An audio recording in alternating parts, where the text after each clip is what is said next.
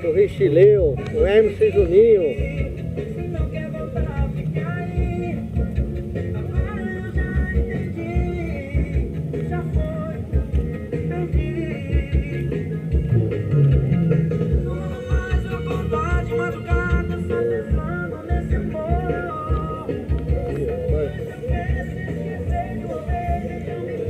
Coisa linda de paisagem, hein?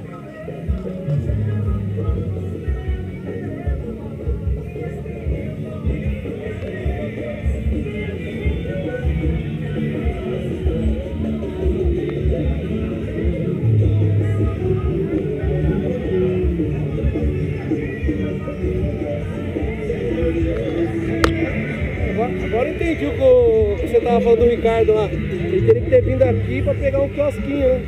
É. Então. Ele não sabia se a gente vinha, ele pensou em fazer isso. Ele falou pra gente, se a gente quisesse o quiosque aqui no carnaval, pra gente falar. Só que daí, como sempre, a gente vem pra cá e não avisa ele. Eu não aviso, a Renata não avisa, ela resolveu vir em cima da hora ontem. Aí no fim ele não pegou. O que tem que ver é que tem um quiosque muito grande.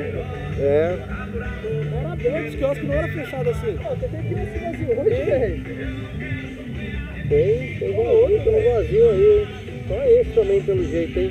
Pode ter algum problema nele. Tem que ver.